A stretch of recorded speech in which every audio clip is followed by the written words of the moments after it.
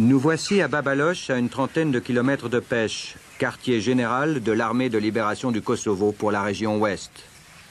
Ces maisons abritaient avant la guerre des réfugiés serbes de Bosnie. Il est 7 heures du matin, la guerre est finie, mais Lučeka perpétue son rituel martial. Zotje komandant, komanda je zonas.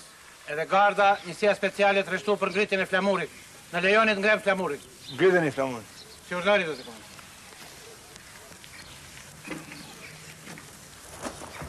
Gadi, tu! Ja, stas! Rado!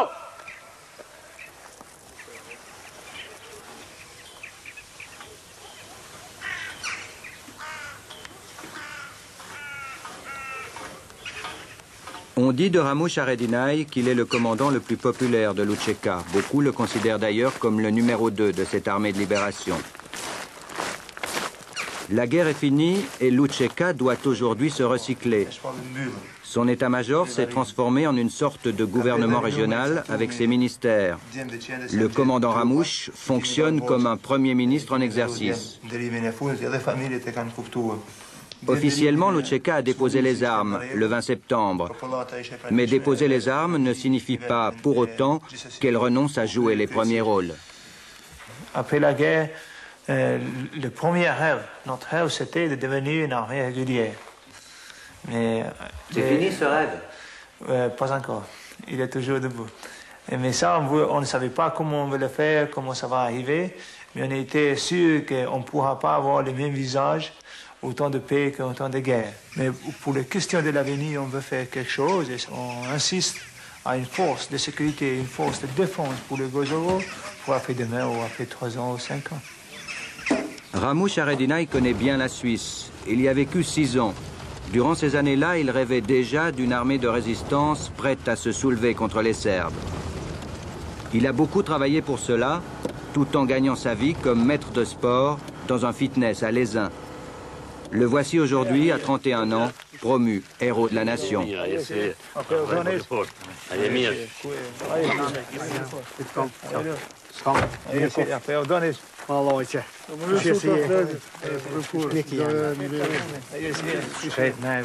Au temps de la guerre, 3500 hommes ont été sous ses ordres. Cela vous donne une certaine légitimité, et pas seulement ici, dans son village de Glodjan.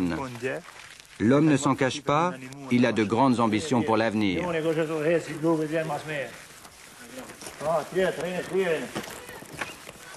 Lučeka est contrainte aujourd'hui à la démobilisation, mais ce que tient Ramush, il ne le lâchera pas en échange de vagues promesses internationales. Le docteur, pour les gens qui travaillent ici, c'est l'intendantura, c'est les soldats. Ils sont quand même au travail, un peu aux vacances aussi, mais voilà. On n'est pas encore. Ici, on a la nourriture.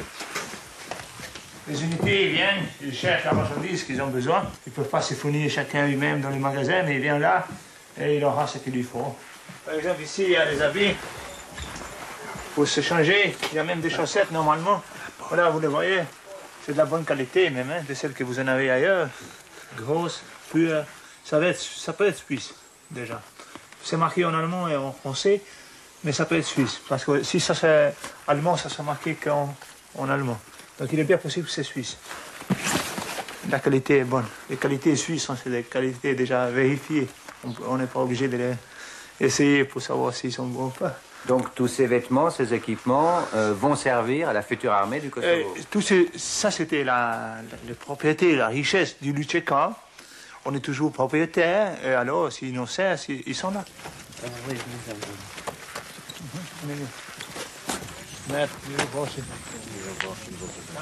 Il faut comprendre que les moteurs du vie et les moteurs du peuple du Kosovo, c'est les jeunes. Une bonne partie d'eux, c'était aussi les moteurs de Lučeka. Donc c'est eux qui ont fait tout ce travail.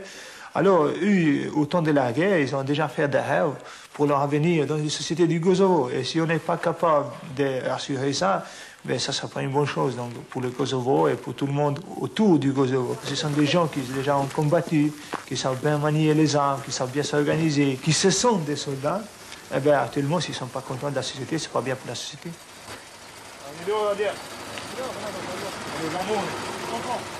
Il s'agit donc de les recycler, tous ces combattants menacés par le chômage. Et Ramush s'en occupe Il les a mis au travail dans un ancien élevage de l'État serbe.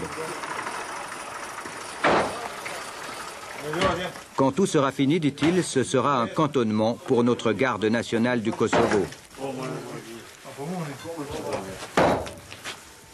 L'avenir est donc en marche, mais le commandant ne saurait oublier la mémoire des compagnons qui sont tombés pour la victoire. Ici, il y a 40 de mes soldats qui sont enterrés ici. C'est des grands combattants. Il y a même les noms de la guerre. Et il y a aussi mon frère qui a été tué en Albanie. On l'a voit ici en photo. Il s'est tué, j'étais avec lui, le 6 mai 1997. Il s'est tué dans la frontière Albanie-Kosovo. C'est important pour vous qu'un grand hommage soit rendu aux combattants? Pour nous, le plus important, c'est de réaliser ça, pourquoi eux, ils sont se tués dans la guerre. Mais là, on fait partie aussi de répondre aux familles et aux opinions du coin, parce que les gens d'ici, naturellement, ils veulent que leurs fils, leurs gens, ils se reposent d'une façon qui a été prévue depuis tout le temps, que c'est une tradition d'honorer les tués pour le pays, donc les combattants du pays. Vous voyez les familles, hein? C'est toutes les familles des soldats tués. Comme les dames là, ils sont aussi perdus, ou bien les maris, ou bien les fils, ou quelqu'un. Et les enfants, il y en a beaucoup d'enfants qui sont des enfants sans les papas maintenant. Que le papa a été tué dans la guerre. Au quartier général de Babaloche, une rue entière est réservée aux veuves et aux orphelins. Il y a même une infirmerie pour les anciens combattants invalides de guerre. Qu'est-ce qu'il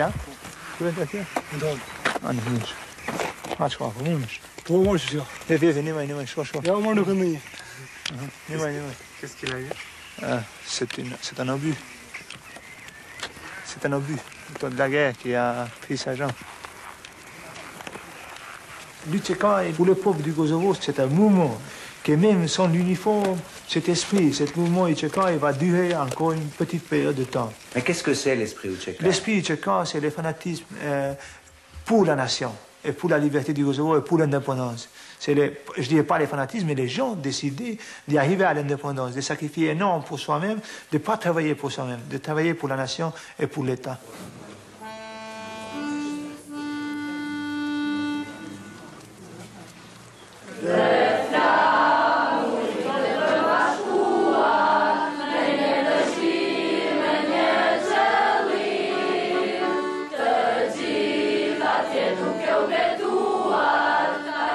On chante l'hymne national albanais pour la réouverture du lycée technique de la ville de Pech. Arrive Alain Leroy, l'administrateur des Nations Unies pour la région. Il s'installe entre un chef militaire de l'UTK et le maire de la ville, Etem Ceku, désigné par l'UTK bien avant l'arrivée des Nations Unies. Décidément, elle est omniprésente, cette armée de libération, et il faut bien que l'ONU s'en accommode. Të nderuar pedagog, të nderuar ju që na nderuat neve, jeni njerëz më të ndritur dhe më të privilegjuar të shoqërisë së re demokratike që do të krijohet dhe po krijohet në Kosovë. Keni krijuar ushtrinë më të fuqishme me dije, për momente të caktuara krijuat edhe ushtrinë më të fuqishme të armës. Ju krijuat ata që bota penderon sot. Ju do ta krijoni ata të cilën shqiptarët që 2000 vjet janë duke pritur.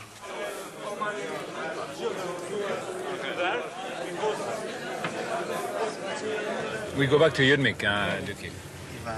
L'adjoint de Bernard Kouchner est arrivé à Pech à la mi-juillet. Avec le retour des réfugiés, la ville était en train de renaître. Harcelés, les derniers habitants serbes et tziganes finissaient de partir en exil. Le principal challenge que j'aurais à surmonter, c'est d'arriver à faire revenir tous les habitants raisonnables de cette région, c'est-à-dire en particulier y compris les Serbes, dont la quasi-totalité a évacué la région avant mon arrivée, et avant même au moment où la KFOR arrivait. Donc il y avait environ 32 000 Serbes dans cette région avant. Aujourd'hui, il en reste moins de 1000. Alors évidemment, un grand nombre d'entre eux ont un comportement qui n'est pas respectable, et là-dessus, le tribunal pénal international est là pour ça. Mais une très grande majorité d'entre eux a un comportement raisonnable, normal, et leur place est ici, au Kosovo. Alors évidemment, ça va prendre beaucoup de temps. Ce qui va prendre du temps aussi, c'est de convaincre Lučeka de laisser un peu de place aux autres. Le fonctionnaire des Nations Unies y consacre d'ailleurs l'essentiel de son temps. J'ai coutume de dire que donc j'ai l'habitude de prendre mon petit déjeuner avec Lučeka, mon déjeuner avec la LDK et mon dîner avec les Serbes. Mais avec ça, j'inclus le goûter avec les Bosniaques, le 10 heures avec les démocrates chrétiens. C'est mon travail de tous les jours, tous ces petits pas. Au départ, de façon bilatérale. Et maintenant, de plus en plus, j'arrive à les réunir ensemble. D'abord dans mon bureau, ici même, où la première réunion, je pourrais vous en parler, était tout à fait majeure. Et puis maintenant, au sein du conseil municipal, qui travaille, j'allais dire, presque normalement. La mairie kosovare, c'est à 2 pas, de l'autre côté de la rue. Ici siège le pouvoir local. Le maire autoproclamé, Etem Čeku, a été désigné par Lučeka. Un bureau attend Alain Leroy, mais l'administrateur des Nations Unies préfère travailler de l'autre côté de la rue.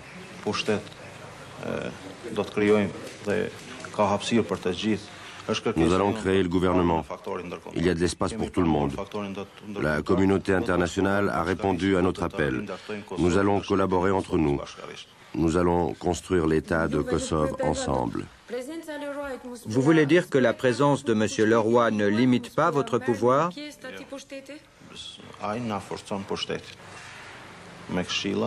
Non, il renforce notre pouvoir à travers ses conseils, sa collaboration.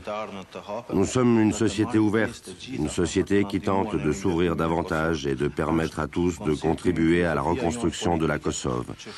Notre philosophie politique nous mène à collaborer et accepter la collaboration. Chez les uns et chez les autres, il est de bon ton de louer les vertus de cette collaboration. Les gens de Lučeka, pour le moment, font preuve d'ouverture d'esprit et en tout cas, ils sont sensibles à mon message qui est toujours le même, qui est « Je suis tout prêt à travailler avec vous à condition que ça soit pas seulement avec vous, que l'administration soit d'une part pluripartisane et d'autre part pluriethnique. » Et tout cela, depuis votre arrivée, se passe sans friction particulière? Je ne dirais pas sans friction, mais se passe de façon très correcte. Voilà qui est dit de façon fort diplomatique. Dans la capitale, Pristina, le temps serait plutôt à l'orage. L'ONU ne cesse de se frotter aux provocations de Lučeka. Entre le discours des uns et celui des autres, on appréciera les ambiguïtés. Nous sommes encore au début d'un processus. L'important pour nous, c'est de préparer le climat, d'avoir un climat démocratique pour pouvoir organiser des élections. Ce qui se passera par la suite, nous ne sommes pas aujourd'hui en mesure de lire le futur. Nous avons un mandat de préparer des élections dans un climat démocratique, c'est ce que nous allons faire. La communauté internationale ne prépare pas l'indépendance du Kosovo. La communauté internationale est ici pour la paix au Kosovo. Mais naturellement, c'est le peuple du Kosovo qui travaille pour son avenir et qui pense à l'indépendance et que la communauté internationale, elle n'est pas formée pour les contrarier. Parce que c'est la volonté d'un peuple qui a été massacré, qui a été torturé. C'est un peuple martyr, les Kosovars, et donc il n'y aura personne qui pourra les contrarier. Et donc le seul objectif possible pour vous, c'est l'indépendance? Le seul. Stop! Stop!